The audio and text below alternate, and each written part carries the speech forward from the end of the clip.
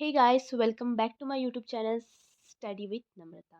So আজি আমি Assam DLED Entrance 2026 ৰ কিছুমান important question and answer solve কৰিম এছামিছৰ ওকে সো আমি ষ্টাৰ্ট কৰিবলৈ গৈ আছো আজিৰ ক্লাছটো তো আজি আমাৰ ফাৰ্ষ্ট কুৱেশ্যন অসমীয়া ভাষাৰ লিপি কোনটো সো ইয়াৰ অপশ্যনকেইটা দিয়া আছে ৰোমান দেৱনাগৰী বাংলা উৰ্দু সো ইয়াৰ সঠিক উত্তৰটো হ'ব বাংলা ওকে সো অসমীয়া ভাষাৰ লিপি ক'বলৈ গ'লে সঠিক উত্তৰটো হ'ব বাংলা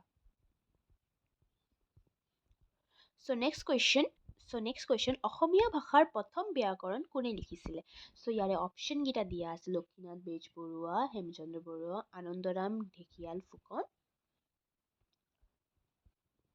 বাণীকান্ত কাকতি সো ইয়াৰে সঠিক উত্তৰটো হ'ব Anandaram Dhekial Phukan so next question Assamese সাহিত্যৰ ৰসৰাজ বুলি কাক কোৱা হয় এইটো এটা ইম্পৰ্টেণ্ট কুৱেশ্যন হয় সো আমি সকলোৱে জানো যে অসমীয়া ভাষাৰ ৰসৰাজ বুলি লক্ষ্মীনাথ বেজবৰুৱাক জনা যায় ওকে চাই লওক ভালদৰে এনসাৰকেইটা সো আজি নেক্সট কুৱেশ্যন অসমীয়া ভাষাৰ প্ৰথম আলোচনী কোনখন সো অসমীয়াৰ ভাষাৰ প্ৰথম আলোচনীৰ নাম সুধিছে ইয়াতে কুৱেশ্যনত সো ইয়াৰে অপশ্যনকেইটা দিয়া আছে অৰুণোদয় জোনাকী বাহী অসমীয়া সো ইয়াৰে সঠিক উত্তৰটো হ'ব অৰুণোদয় আজি নেক্সট কুৱেশ্যন জোনাকী যুগ কোন চনত আৰম্ভ কৰা হৈছিলে সো এটা ইম্পৰ্টেণ্ট কুৱেশ্যন হয় আৰু ইয়াৰ অপশ্যনকেইটা দিয়া আছে সো ইয়াৰে সঠিক উত্তৰটো হ'ব 1889 ইম্পৰ্টেণ্ট কুৱেশ্যন হয় নোট ডাউন কৰি ল'ব সো নেক্সট কুৱেশ্যন অসমীয়া ভাষাৰ প্ৰথম কবিতা পুথি কোনখন সো ইয়াতে সুধিছে অসমীয়া ভাষাৰ কোনখন প্ৰথম কবিতা পুথি আছিলে তো তাৰ কথা সুধিছে তো ইয়াৰে অপশ্যনকেইটা দিয়া আছে পদুমাৱতী কদমকলি বনফুল পদাৱলী সো ইয়াৰে সঠিক উত্তৰ কদমকলি ওকে সো ৰাইট ডাউন কৰি ল'ব কপিত ভালদৰে সো নেক্সট কুৱেশ্যন অসমীয়া ভাষাৰ প্ৰথম নাটক কোনখন সো প্ৰথম নাটকৰ কথা সুধিছে অসমীয়া ভাষাৰ প্ৰথম নাটকখন কোনখন সো ইয়াৰে সঠিক উত্তৰটো হ'ব ৰত্নাৱলী নেক্সট কুৱেশ্যন কীৰ্তন ঘোষা কোনে ৰচনা কৰিছিলে সো অপশ্যনকেইটা দিয়া আছে মাধৱদেৱ শংকৰদেৱ দামোদৰদেৱ অনন্ত কাণ্ডলী সো ইয়াৰে সঠিক উত্তৰটো হ'ল শংকৰদেৱ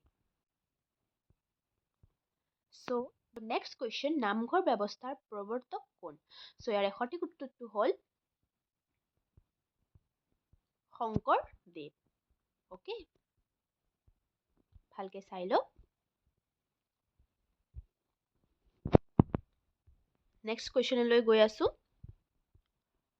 কুৱেশ্যনলৈ গৈ আছো বৰগীত কাক নহয় বৰগীত কোনে সৃষ্টি কৰিছিলে ঠিক আছে ইয়াৰে কুৱেশ্যনটো এনেকুৱা হ'ব বৰগীত কোনে সৃষ্টি কৰিছিলে সো ইয়াৰ অপশ্যনকেইটা দিয়া আছে মাধৱদেৱ শংকৰদেৱ দুয়োজনে কোনেও নহয় সো ইয়াৰে অপশ্যনৰ সঠিক উত্তৰটো হ'ব দুয়োজনে বৰগীত দুয়োজন শংকৰদেৱ আৰু মাধৱদেৱে সৃষ্টি কৰিছিল ওকে সো নেক্সট কুৱেশ্যন অসমীয়া ভাষাৰ প্ৰথম অভিধান কোনে লিখিছিল সো ইয়াৰে অপশ্যনকেইটা দিয়া আছে হেমচন্দ্ৰ বৰুৱা চন্দ্ৰকুমাৰ আগৰৱালা বেজ বৰুৱা কাকতি সো ইয়াৰ সঠিক উত্তৰটো হ'ল হেমচন্দ্ৰ বৰুৱা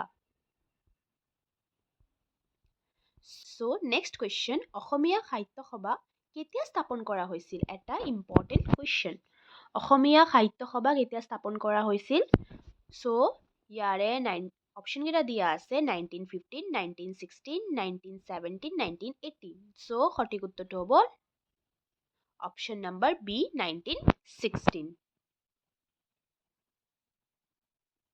সো সঠিক উত্তৰটো হ'ব 1916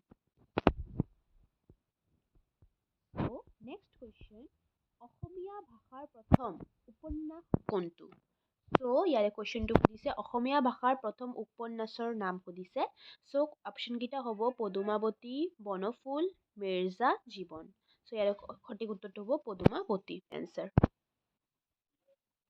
সো নেক্সট কুৱেশ্যন পদুমাৱতী উপন্যাসৰ লেখক কোন ইয়াতে সুধিছে পদুমাৱতীৰ উপন্যাসৰ কোনে লিখিছিলে, লেখক কোন আছিলে। চ' অপশ্যনকেইটা দিয়া আছে লক্ষীনাথ বেজবৰুৱা, হেমচন্দ্ৰ বৰুৱা, বনফুল, চন্দ্ৰকুমাৰ আগৰৱালা। চ' ইয়াৰে সঠিক উত্তৰটো হ'ব চন্দ্ৰকুমাৰ আগৰৱালা।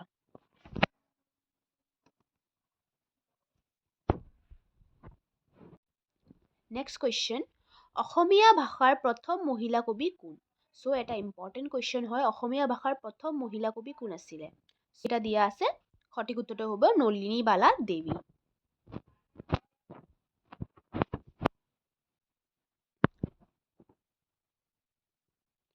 চ' নেক্সট কুৱেশ্যন, অসমীয়া ভাষা কোন ভাষাৰ পৰিয়ালৰ অন্তৰ্গত? চ' অসমীয়া ভাষা কোন ভাষাৰ পৰিয়ালৰ অন্তৰ্গত?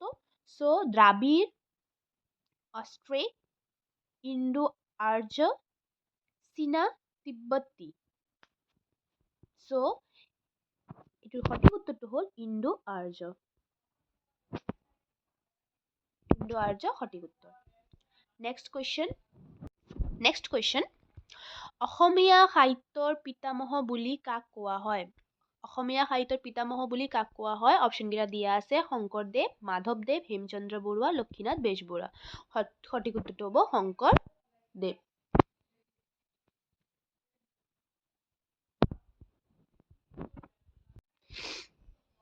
নেক্সট কুৱেশ্যন, বাহী আলোচনী কাৰ সম্পাদনাত প্ৰকাশ হৈছিল? চ' বাহী আলোচনীটো কাৰ সম্পাদনাত প্ৰকাশ কৰা হৈছিলে? চ' অপশ্যনকেইটা দিয়া আছে আগৰৱালা, হেমচন্দ্ৰ, নীলমণি ফুকন আৰু বেজবৰুৱা। চ' ইয়াৰে সঠিক উত্তৰটো হ'ল বেজবৰুৱা।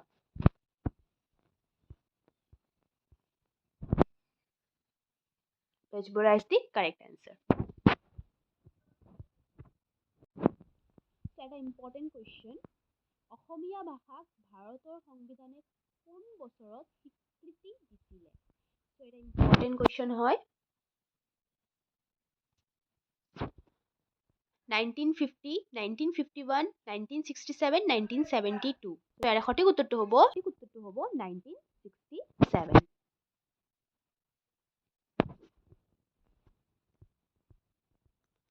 জোনাকী আলোচনী কোন চনত প্ৰকাশ পাইছিল? চ' ইয়াৰে অপশ্যনকেইটা দিয়া আছে 1888, 1889, 1890, 1891।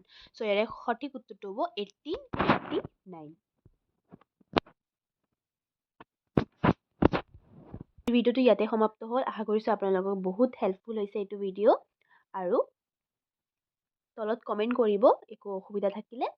আজিৰ কাৰণে বিদায় লৈছোঁ। Bye bye.